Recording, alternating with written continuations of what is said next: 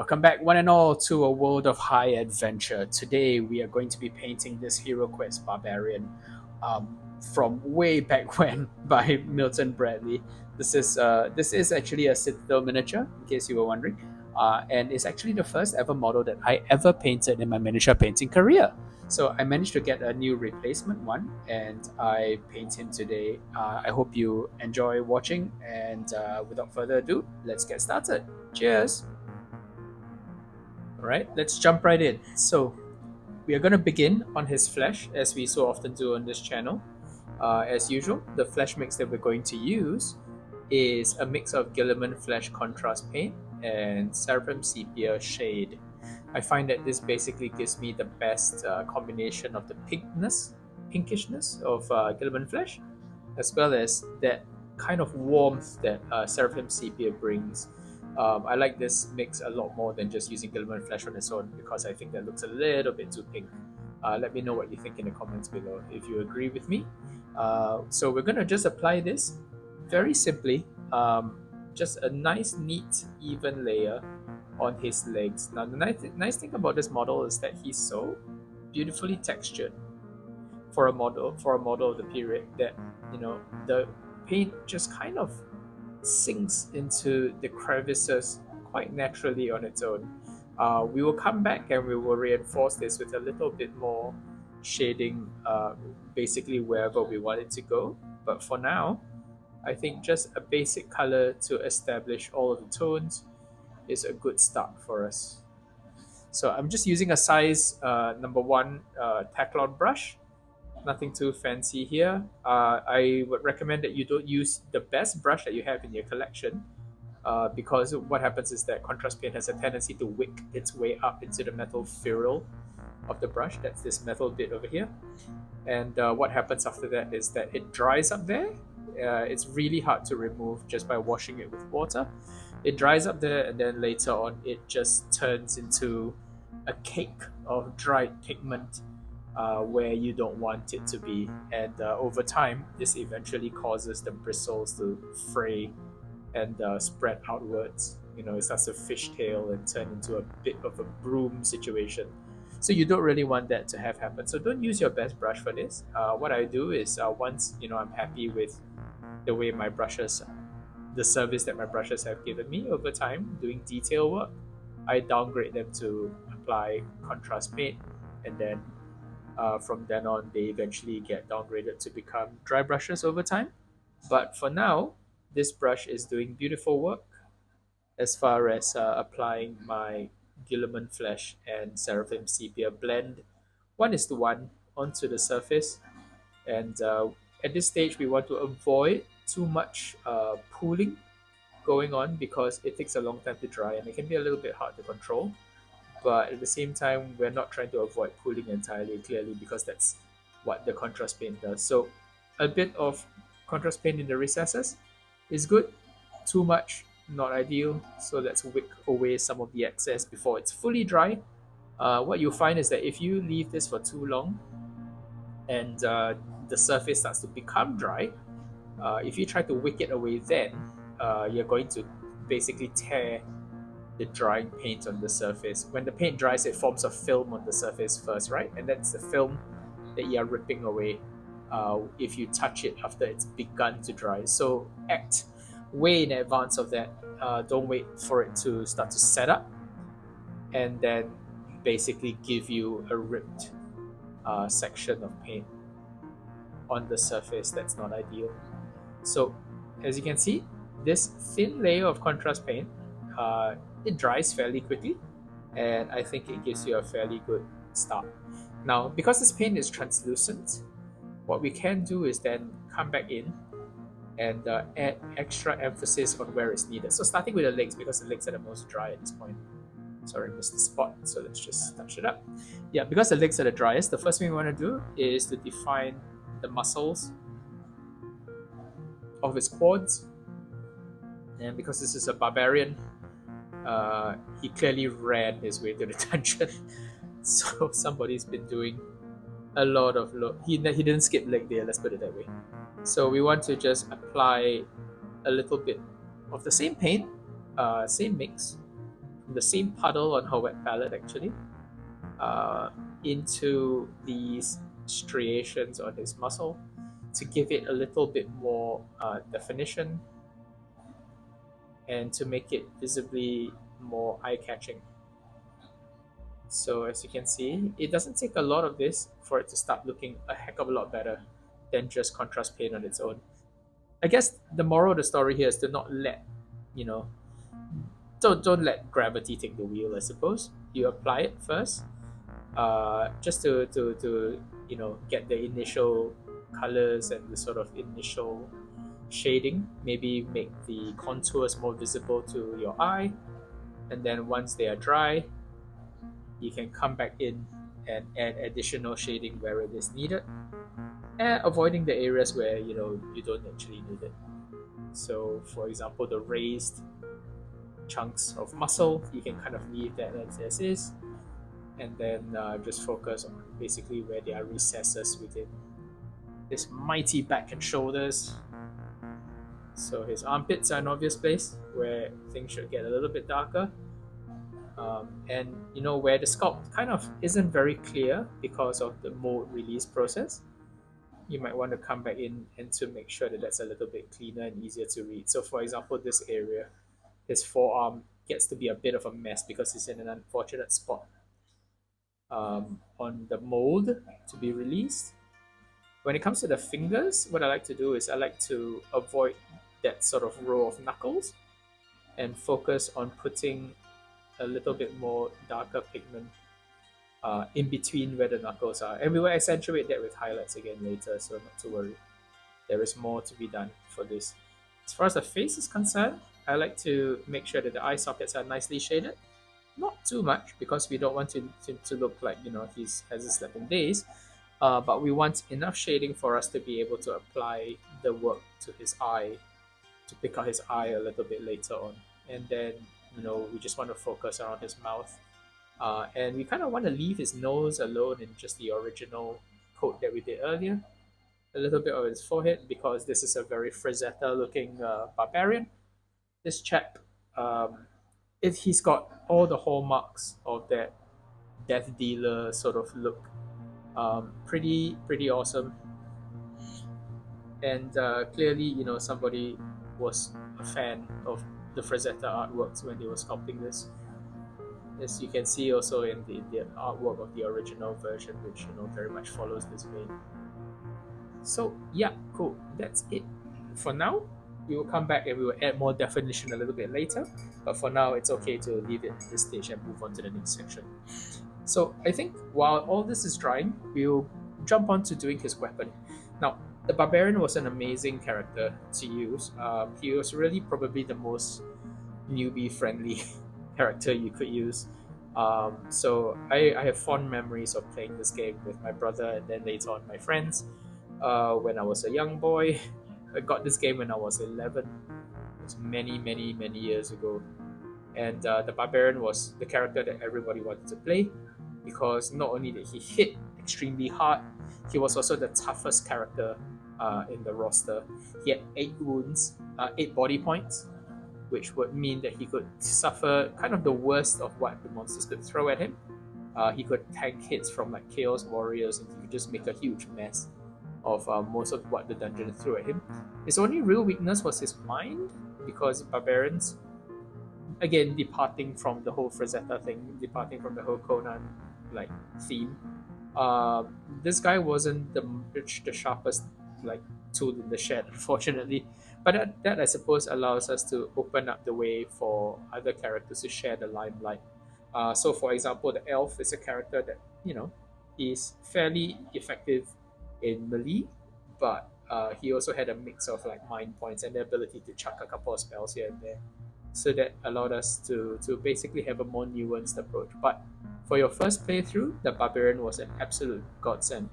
And as a younger brother in this equation, I often got the chance to play the Barbarian. Because players who kind of, after a few playthroughs, they tend to graduate towards playing the Wizard, who had a lot more options in terms of what he could do. Plus, he was a cool archetype to like sling fireballs around. So yeah. Now, he's got his standard chunky warrior's belt, which is wonderful, and essentially a pair of furry speedos underneath. So what we're going to do is we're going to do this in gold because every warrior's belt I imagine to be something like a WWE's like warrior like title belt essentially, and I think that looks really good with this chunky belt design. I considered doing it in a little bit more of a leather sort of look, but I changed my mind after a while when I saw how chunky and kind of gaudy it could be if in gold. Um, this model doesn't have a lot of accoutrement going on, so it does make sense that we kind of leave a bit of room for expression all over him. So yeah, what little clothing and fabric and so on that he has on him, I think we should do to the best of our ability to make it really stand out. So I'm moving on to his hair now, and I wanted his hair to be kind of nice and dark, but not black, because I'm not a fan of doing hair in jet black unless there is a very good reason. Now, if we stick with the Conan idea, this guy is clearly a Sumerian. I mean, that hairline in his it's just the fact that he's got a battle mullet with a really short front. That looks like Frazetta sort of Conan look to me. So what I'm going to do is I'm just going to apply Rattling Grime, which is a kind of deep desaturated brown. And this really opens the way for us to have a richer kind of skin tone. I kind of want him to look tanned and ready for combat, but at the same time, I kind of want to make sure that we maintain a little bit of visual distance to allow his loincloth to be, just visually interesting. His speedos, I think, should stand out because it's as part of his culture and his personality as his mighty broadsword would be, and his awesome golden belt. So, Rattling Grime, a great color to define these like dark hair sort of areas. Make sure you get it right up to the edge if you can, and probably gonna need to hit this with a hair dryer so it dries fully. But we'll be able to move on to the next step after that with confidence. So I think he's looking pretty good. Cool. So now the next thing we want to do is to start to base coat his loincloth. So for this area, what I'm thinking is I want to use probably snakebite leather, but I want to add lots of highlights to this afterwards. So we're going to do the shoes as well. But then they're two separate areas, aren't they? Okay, interesting. So let's do the shoes in snakebite leather. So this is pure snakebite leather contrast. This is a nice desaturated brown. It's a color I don't often use because I think it's a little bit generic and a bit weak. But when we are looking at his shoes, we are essentially trying to layer different kinds or different, materials together to form his furry boots. So there are three different sections that we're looking at. We're looking at the sort of tanned and cured leather of his actual shoes, the parts covering his feet, right? And then he's got furry wrappings, and I imagine these will probably be the same material as his speedos. And then on top of that, he's got the thongs, the sort of rawhide straps that are used to sort of tie the fur on the binding, so to speak. So there are three different colors going on here.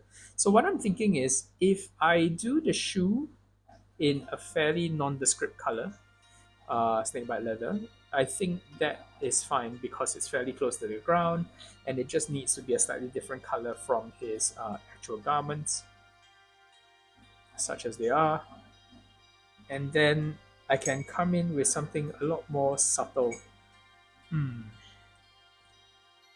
Yeah, I think I'll have a think about that. Maybe Skeleton Horde, actually, because I want it to be fairly light and then build up the highlights from that point. Okay, cool. I'm going to dry this guy off, back in a bit. We are back.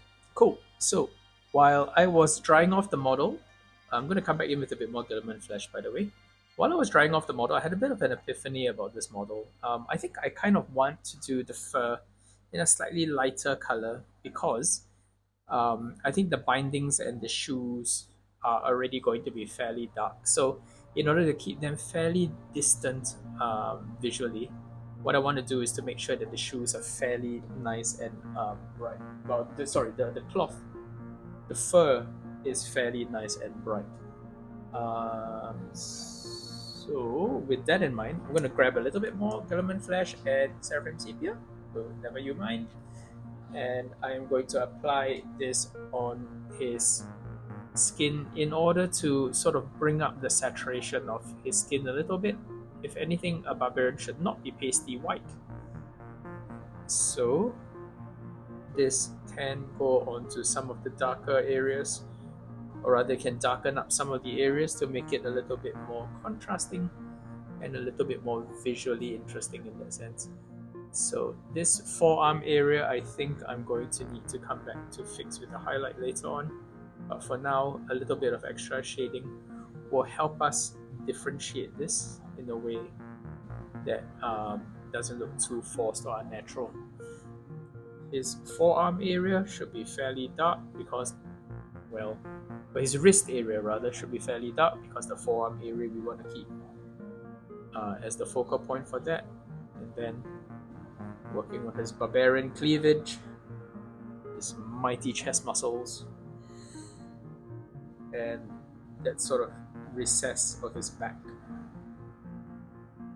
Now the nice thing about the rattling grime, the use of various browns and so on, is that it helps us keep the barbarian within his naturalistic color range, because I think that's what this model is all about, right? He's not about gaudy colors, bright tones. He's just really about that, like, honest to goodness Frazetta looking palette. And I think this is the difference with what you get with the later Heroquest re-release by Hasbro, where essentially he got a lot more blue in his palette, which I wasn't a huge fan of personally. But that kind of thing, it's a choice, isn't it? Because I think we associate blue with a certain, like, righteousness and paladin kind of theme, and with that in mind, they gave him a palette that was very blue and white, not really what I was into, as opposed to this morally grey thief, which was a lot more Conan looking from the movies. So I really like this look and theme. I like the idea that the barbarian isn't necessarily a good person, but somebody who is looking to, well, enrich himself first and foremost. But also, yeah, if he gets to save people along the way and win praise for his mighty deeds, then yeah, that's just a side effect of just being the self-serving badass that this guy is. But I can sort of see why, in this day and age, the idea of Conan and Frazetta and all of these like images might be a lot less compelling to young parents, and certainly to the companies, the corporations that target those young parents. So there you go. I liked the Conan trope. I liked his moral ambiguity. I like the fact that he was there primarily as someone who abhorred slavery, abhorred the idea of being trapped and imprisoned by others. He values freedom above all else. And yeah, these are just really, really strong images to me. But yeah, okay, cool. So that's a bit more flesh tone going on. Probably a little bit more over there, and a little touch more over his hand. Yeah, cool. And then now what we're going to do is we're going to jump into basically Gorgrunter fur, which is where my epiphany comes in, because I've decided to paint the straps first. So the straps, unfortunately, are not the best defined parts of the miniature. It looks a little bit muddy, if I'm being honest. But what we can do is we can block these in this Gorgrunter fur first, decide basically the extent of of what is visible by cleaning up with a little bit of our original silver gray, and then coming back in and then washing over the raised sections of fur with whatever color it is that we decide to go with. I'm leaning towards Skeleton Horde simply because I like that kind of bone color as a contrast to richer, redder, and darker browns. So that's probably where I'm going to end up. It's a color scheme that I've used many times before, and frankly, I like the look of it. I'm switching to a slightly better brush here because this paint is threatening to run a little bit. So yeah,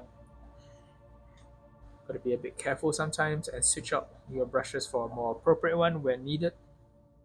Just before your brush fails, usually it will give you signs that it was starting to die a little bit, and in that case, or the brush that I just put down, it was starting to fishtail, and fishtailing is not good for trying to get paint accurately onto a miniature.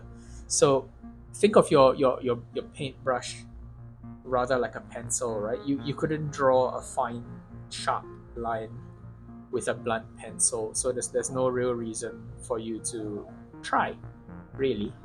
So make sure that you switch to a brush that's in better shape. I actually keep a whole bunch of brushes at once.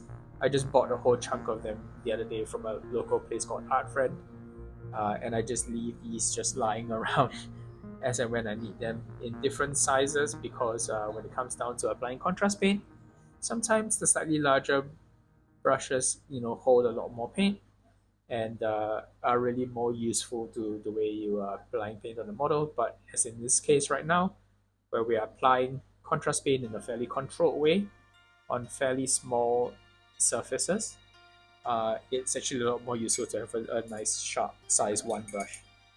Size 2 is about as big as I think I would go for brushes for contrast paint.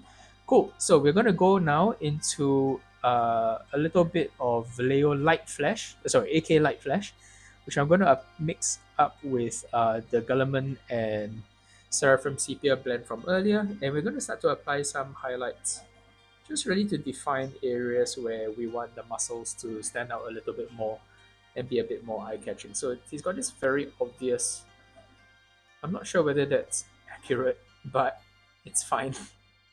That huge, long slab of longitudinal muscle going down his quad. Yeah, kind of epic, really. I can see that I might come in to glaze this over with another color because I kind of want him to be a little bit more weathered and weather beaten. But I will adjust it accordingly once I put on the Skeleton Horde. You'll find that with a lot of these miniatures, with miniatures in general, I tend to go in with a rough idea of what I want something to look, of how I want something to look, and then I kind of just tweak and adjust the approach as I paint along. I find that a lot more fun than having a strict kind of itinerary for how everything plays out. That might explain my personal approach to traveling as well, which is to leave room to allow yourself to be endlessly surprised by where you might end up. I've had miniatures where after starting out on it, I kind of ended up in a completely different place looks wise, and I kind of really treasure that because I'm not painting for armies anymore. So really how these miniatures end up really comes down to how you feel on any given day, and that kind of feeling can be extremely free. I'm not above using these miniatures to actually play a game, of course. In fact, part of the reason why I'm painting these guys is actually because I want to eventually rebuild my original Heroquest collection. This guy, out of all the miniatures that I painted, this was probably the first miniature I ever painted, because the Barbarian was just so iconic and so eye-catching that he was literally one of the first miniatures that I painted. I naturally gravitated towards painting him when I finally got the paints, needed to start off, and I of course made a bloody mess of him, as you do, as we all do when we start painting our first miniatures. And of course, I only had a physical kind of painting guide, a little catalog to work from, so that didn't help. But all things considered, I still enjoyed the process hugely, even if the final outcome wasn't, quite as amazing as I wanted it to be. But it's more a case of my wanting it to be amazing at a time when I wasn't ready for it yet, as opposed to my not enjoying the post process. I most certainly enjoyed the process, even if it looked like my barbarian was kind of stressed out from his expression. He looked like he was having a really bad day. Either that or he had too much coffee, too much caffeine in his diet. And he looked like he was about to go run a marathon. Yeah, to kind of calm himself down. So, yeah, cool. So, I have started to add progressively more and more of AK Light Flesh. And what I find that this does is that it allows us to build gradually towards high points. So, that means that as you add additional highlights, you kind of have a slow gradation towards wherever you want to draw the eye, and you need to end up essentially where you want to draw your eye towards. And in most cases on miniatures, a natural place to draw the eye towards is the face, because this is the focal point of the miniature. It's just as a species, we are naturally drawn towards looking to the faces of things. We have biologically amazing pattern recognition abilities in being able to spot faces and shapes that resemble faces, which is why I guess we have a tendency to stare at clouds, because we are all looking for recognizable shapes, in particular faces looking down at us from the sky. So yeah, the natural place to draw the attention to, the ultimate goal, is usually to bring the eye to the face and to lead it around the model, which I find that the layout of muscles on this miniature does a really good job at, because it's a series of striated lines that kind of follow the limbs of the warrior, spending a little bit of extra time making sure that the flesh tones come out just right. It's a really good way to make sure that your eyes travel around the miniature, picking up all the details, and is well worth the effort at the end of the day. So yeah, a really pleasing model, and the first one that I ever started back in the day. Unfortunately, I don't have it anymore. So if you are fortunate enough to be embarking on this as a hobby, like this this amazing hobby, like right now, or you just started or similar, uh, here's something that I guess I wish I had known back in the day, which is never sell your first miniatures. I think it's fine if you sell your if you reach a point where you don't like your miniatures done earlier on, because you clearly improve with practice, right? But never sell your first ever miniature.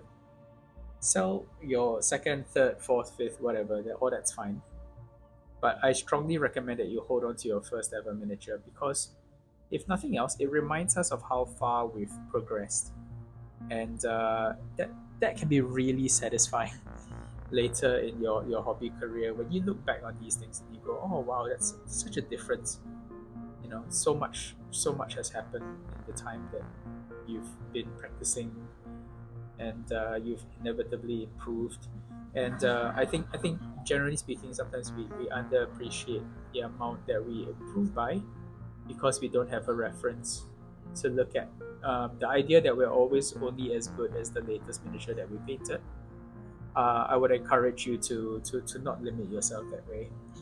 Think of it in terms of how far you've come since you began, and you'll find that you have improved far more than you think you might. So if I were to start this hobby all over again, from the beginning, Probably the first piece of advice I will give people is don't throw away your first miniature and don't repaint it either. Just kind of have it as testament to your growing skills and your abilities over time. And you'll be one day you will look at it and you'll go, oh wow, you've come a really long way. You've made huge improvements, and you're a lot more skilled than you think you are, and that's very very satisfying. I don't have my first barbarian ever, but I do have some of his compatriots from the original gang. They are tragic. They are every bit as tragic as the original barbarian, and that's okay. That's really satisfying for me personally. Yeah. So anyway, rant's over. So this guy, I think he's looking pretty decent. He's a little bit paler than I wanted him to be, so I will come in and glaze over him a little bit later on, I think. But I think it's time to grab the skeleton horde and put that over his furry bits. So that includes his boots, which I've carefully left pale in sections. And now I just want to apply it over all of these Vallejo silver gray areas. I use Vallejo silver gray for a number of reasons. First of all, I think not using too, I guess, too bright of an undercoat kind of helps. So Vallejo silver gray, which basically color matches to Pylox gray, which is my favorite locally available spray paint. I'm not sure if it's available in your country. For if that helps, I'm in Singapore. So and Pylox is produced by Nippon Paint, which is a Japanese paint company. So if you can get your hands on that somehow, look for the silver. Well, look for the gray white, flat, matte color, and you'll find that it's a really good base for you to apply contrast paints over, because it's white like like at a glance it looks white, but it's also slightly off, slightly grayer, slightly greenish almost, and I find that it works as a really good basis to apply your contrast paints over. It takes away some of that strange highlightery, overly bright kind of color that contrast paints sometimes have. It creates less of that highlightery kind of artificial actinic kind of color finish, and it looks a lot more naturalistic. Right. So I am liking that color of pants. What I am noticing, however, is that his left ass cheek, which is poking up ever so gracefully underneath, I didn't cover. So I think I will come back and address this in a bit. There we go. Okay. So the next thing I want to do is to drop on a little bit of my gold mixture. So as you notice, I have painted parts of the model that I eventually intend to have as gold in silver first, and the reason is because I like to shade in my gold over a coat of silver, and this color that I'm using is my own mix of Nazdreg yellow contrast paint and Seraphim Sepia, and I find that it gives me a really nice warm rich gold color when applied over Vallejo silver. This is the airbrush color silver. At the time of painting this, I'm hearing about how the Vallejo company seems to be having trouble, having been recently acquired by a private equity firm, which is a terrible idea. Not to date, this video too much, but yeah, that sounds like a terrible idea. Rest assured, I will be going shopping for Vallejo paint soon, because I find these colors really good and really hard to replace, and it will be a shame if I can't get hold of these anymore. So his belt, around his belt, I think there is a little bit too much wet skeleton horde, and I do kind of want to clip away whatever that is, that strange little bit in bulk. So I will let this dry, and then I will come back to it. So I'm gonna use a hairdryer. Back in a bit, guys. Okay, nice and dry. We can move on to the next step, which is to finish off his sword and add that missing sort of gold to his. Ooh, what's going on there? There is an intruder. Okay, cool. Sorry about that. Mm, what is going on? Okay, I think it was just like a thread of fabric, like a hair or just a piece of lint attached to his sword, which is not ideal. Hard to look scary and threatening when your sword is overrun with lint. So this is non-oil. Again, if you've picked up the more recent versions of non-oil, you'll find that it's a lot weaker as a formulation. You can just add a little bit of Black Legion into it, and that brings it back in line with the original formulations of non-oil, the ones that gave you a little bit more color rather than the newer sort of lighter, less staining version. Cool. So we're gonna grab a little bit more of the gold, and we're gonna finish off that belt of his. Again, the luster of this finish, in my opinion, exceeds that of basically trying to shade and highlight gold from gold paint, which I find doesn't look right when you highlight it. I prefer to shade it down with this. Plus, it's nice and fast, and it's fairly efficient paint wise, because in 2 layers of paint we have something closely resembling several shades of gold, which we can then come in to improve as we so choose. Yeah, like such, like so. Cool. Yeah, so I'm actually quite happy with the color that we ended up with for his loincloth and such. So I'm just going to come in with a second coat of Skeleton Horde, because what I intend to do eventually is to let this dry, of course, and then come back in and apply some spot highlights just to sort of bring out that texture of the fur. And I think that should look quite a bit better once we are done.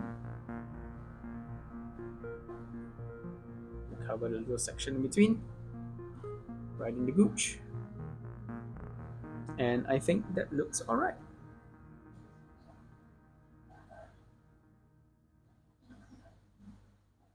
Cool. I'm gonna come back in with a little bit more Gore-Grunter fur on his hair, just to darken some areas of it that don't look like they're dark enough at this stage. But I don't think that looks like it needs too much additional work. It's already beginning to look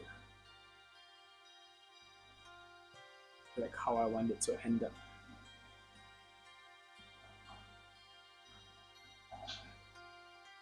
Cool. So we're going to go back with a bit more Guilliman Flesh. And I think what we want to do is to carefully layer this into the recesses. And you find that the more layers of this that we have, the more sort of ruddy and weather beaten he will look. Of course, we want to avoid some of the areas where we've applied highlights, because it wouldn't do to basically undo all that work. But I think the idea is that we can reinforce the gradient. As you can see, I just took a little bit of the wash off with my finger on purpose. That's basically just to help it to blend in a little bit. And yeah, into his forearms. This back and forth really helps when it comes to achieving a smooth blend. Because what happens is that every time you add a layer of contrast paint, even though it's not in full strength, mind you, it sort of separates, it adds divisions to the color, and it adds intensity to the shaded areas. And you can see that we're not just broadcasting contrast paint over the surface. What we do is we're carefully choosing places to apply it in order to kind of enhance the volumetric look of the surface, butt cheek. Yeah, we're not just drowning the surface and letting gravity do its thing. We're carefully finding places to add a little bit more shading as needed. And what you'll find is that over time, this develops quite a nice subtle finish. And then of course we can come back in to add more highlights as the case may be, if they are needed, where they are needed. And that is what I term the painter's dance, where you sort of go back and forth over time. So I'm mixing a bit of Vallejo dark sand and a little bit of white. I don't know why I just don't use light sand, because frankly I have light sand. But there you go. So we're gonna put a little bit more detail to the furry boot sections. The texture here isn't the best in the world, but what we can do is we can sort of try to accentuate it a little bit by painting striations on the surface, so that it looks a little bit more like individual furry sections, and it allows us to clean up the areas that we covered in that Gore Grunter fur earlier as well, just to edge these sections and make them more clear to the eye, like so. Okay, just making sure that there's enough of a highlight going on some of these areas.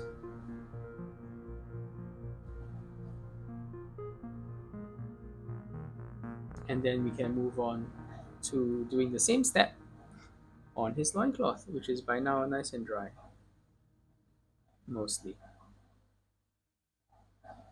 So I could dry brush this area, but to be honest, I don't know if the texture is deep enough for it to come off nicely. To be honest, I do want to have a little bit of a gradation going on his loincloth, so that it gets lighter as you get towards the bottom, implying that this was the pelt of some wolfy thing, because there is no ultimate expression of mastery over nature than hunting a predator for clothing to dress in, as opposed to, say, killing a sheep and wearing its pelt.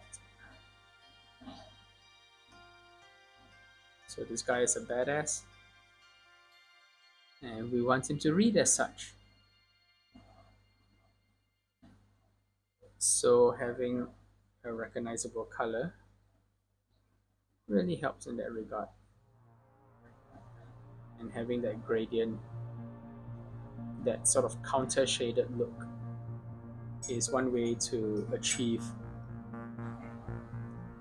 the idea that this is a predator designed to lurk about, not a herbivore designed to move in groups and, you know, travel the tundra that way. Cool. Now, what I want to do now is to grab a little bit of basically the equivalent of rhinox hide, which I'm using scale set in 75, brown leather, just a really nice color, lots of intensity. But yeah, it's essentially rhinox hide, or its close equivalent. And what I'm going to do is I'm going to do a little bit of lining into the deepest recesses, just to help define some of the spaces. And the main area I want to fix is actually this part of his forearm, because I think this is that part of the miniature that doesn't have quite enough definition to visually separate these.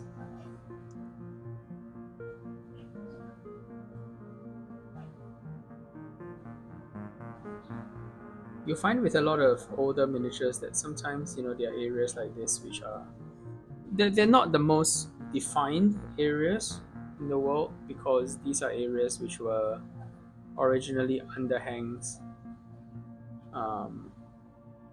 on the original miniature. So they're designed this way because, you know, you want it to be able to pull cleanly from the mold without causing trouble. So a little bit of extra oomph to the shading for areas which kind of constitute an overhang, sorry, can really make a difference to the final look of the picture. Plus, you're adding an extra touch of shading to ensure that these places can be easily read even from a distance on the tabletop. Okay, so I think he's looking pretty good. I'm quite happy with the look of him currently. The thing I want to do actually is to pick out his eyes. To do that, what I'm going to do is I'm going to grab some of this dark brown, this Rhinox hide equivalent, paint his eye sockets first.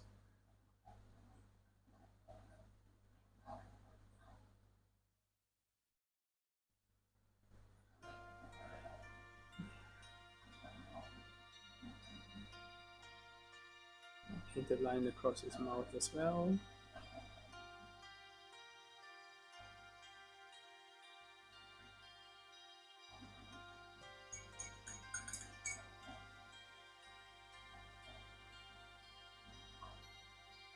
Come back in with a little bit of the original flesh tone to trim any areas that we might have slightly overspilled or over applied, especially around his mouth. Which is quite a subtle line actually around his mouth, like so.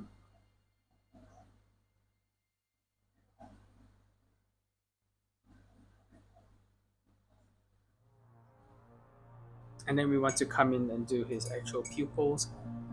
So I've got a little bit of white on a brand new brush. This shouldn't pose too many problems.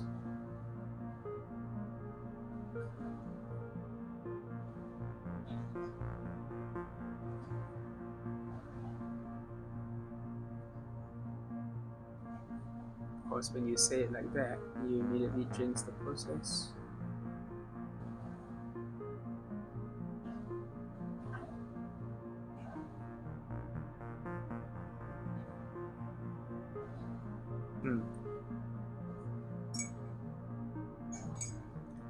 So not perfect, but we can fix that.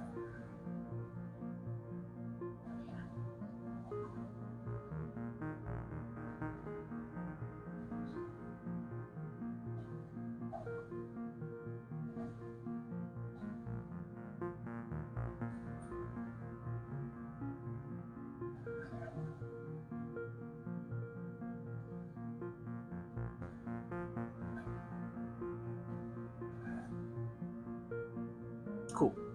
Alright, so obviously I got a bit of color on his face, but that looks fixable. I just need a little bit more light flesh, which I'm going to mix into our Guilliman Flesh shade, Guilliman Flesh and Seraphim Sepia shade.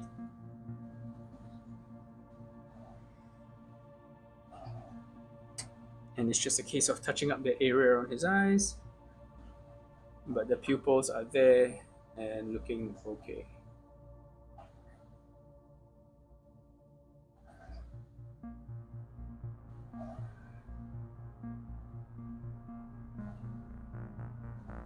So that's one eye. And the other eye.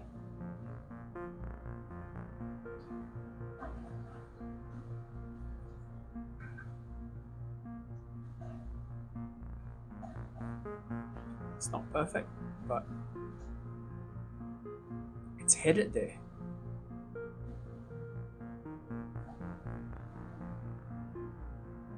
And sometimes that's the idea, right? That's the goalpost that you're aiming for. It need not be perfect immediately, but so long as you're headed in that direction, it's not a bad thing. Okay, so a little bit more gold wash around his belt for this area that seems to have been under shaded slightly. And I think our Barbarian is very close to being done.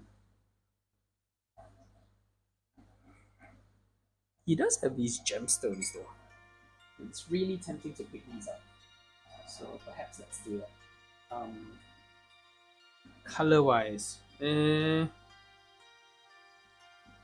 red or green?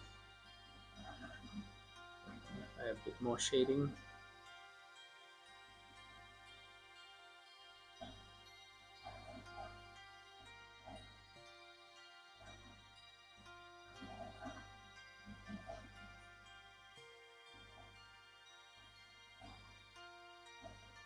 A bit more gold shade.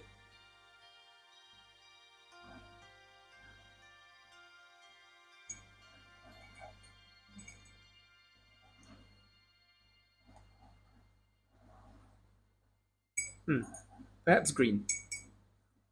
Yeah. Okay, cool. I'm going to dry this off. So it's time to finish off the gemstones. Got a little bit of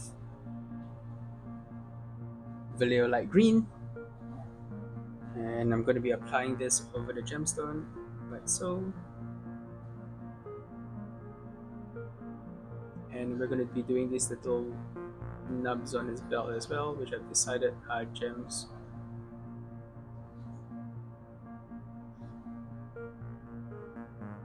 Decided to steer clear of red on this model, just because I think red, you know, I want to reserve for other miniatures. Plus, I don't think that kind of color really suits Barbarian necessarily, because if and when you do decide to paint a bit of blood on this guy, maybe the ideal is not to do it all in red. So we're going to put a tiny little white dot to be that glint.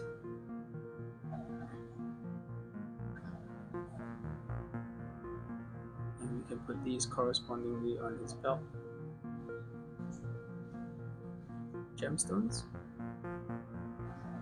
And I think that's pretty good. So cool. Thanks guys. Thanks for watching. I hope you've enjoyed hanging out with me as much as I've enjoyed painting this model for you.